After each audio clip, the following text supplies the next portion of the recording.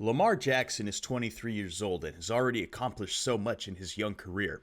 He won the division twice in his first 2 seasons, made the playoffs twice, became the unanimous league MVP, which has only happened once before in NFL history, broken multiple quarterback records, and has only lost 4 out of his 26 regular season games he started in. Jackson is insanely good, which is a blessing and a curse. Every mistake, no matter how minuscule, will be criticized, and you better believe that the big mistakes are magnified times 10. Virtually undefeated in the NFL until you play in your biggest games. 0-2 in the playoffs and then 0-3 against the Chiefs. Sometimes he doesn't have the best games, and that's okay.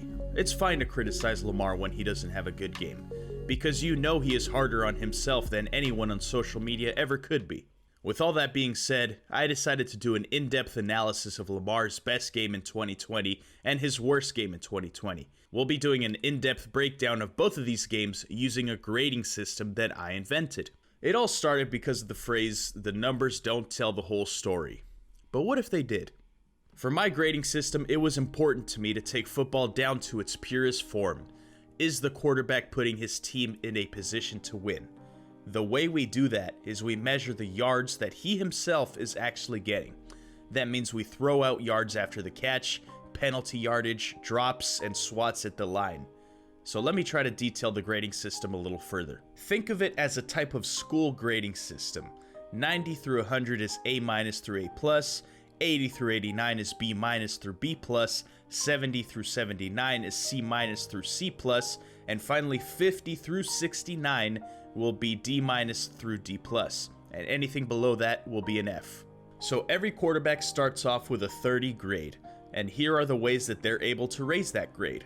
Every first down is worth 1 point. Every touchdown is worth 6 points. 2-point conversions are worth 2 points. 1 point for every 10 yards thrown or ran. Again, yards after the catch are not included. 3 points for every drive ending in a field goal, and 1 point for accurate passes that are dropped. However, implied yards or touchdowns will not be added to the total grade. Now, quarterbacks are also able to lose points. It would be -2 for every interception or fumble lost or safety. Again, these are only counted if they are the quarterback's fault. -6 for pick 6 or fumble recovered for a touchdown. -1 for inaccurate throws that are incomplete. Now, receiver drops, throwaways, and swats at the line will not be counted. -2 for every sack taken after 4 seconds. Sacks taken before 4 seconds are attributed to the offensive line and or the receivers for not getting open. And -2 for dropped interceptions. With this grading system, let's take a look at the Cleveland Browns game and see how he did. In the first quarter, Lamar Jackson accounted for 74 yards, 1 touchdown, 1 field goal drive, and 3 first downs. That comes out to a plus 19.4 for his overall grade. He didn't have any negative plays in the first quarter. In the second quarter, Jackson accounted for 91 yards, 1 touchdown, 9 first downs, 1 drop pass, and 1 inaccurate pass. That gives him a plus 24.1 to his overall grade.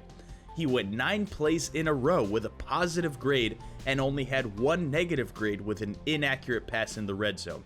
Aside from that, he was essentially perfect. Now, after halftime, Jackson slowed down a bit, but he's still impressed. In the third quarter, he accounted for 42 yards, 1 touchdown, 2 first downs, 1 drop pass, 1 inaccurate pass, and 1 dropped pick. This gives him a plus 10.2 to his overall grade. In the fourth quarter, there's only 4 plays that were gradable as he was benched for RG3 as they were winning 38-6. Jackson accounted for 19 yards and 1 first down, which gives him a plus 2.9 to his grade. Overall, using my grading system, Jackson accounted for 226 yards, 3 touchdowns, 15 first downs, 1 field goal drive, 2 drop passes, 2 inaccurate passes, and 1 drop pick, which comes out to a plus 56.6 to his grade.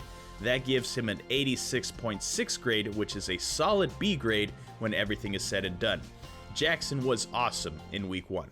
Now, week 3 against the Chiefs was a whole different story. I do have to preface this by saying there were plenty of questionable play calls by the Ravens coaching staff, and there was about 5 drop balls that were extremely catchable by my count. the offensive line was also having a very tough time in protecting their quarterback. The receivers also had a hell of a time trying to run the right routes. However, there were also a couple passes from Lamar that should have been picked.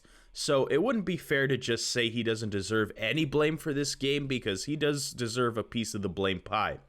Ultimately, he was put into a tough situation, but we can't throw out the negative stuff just because he had drops and questionable play calling. We're grading what he did in the game and what he did to win the game for his team. All that being said, let's take a look at this game using the same grading system as above. In the first quarter, he accounted for 31 yards, 1 first down, 1 drop pass, field goal drive, and 1 sack taken. That comes out to a plus 6.1 for his overall grade.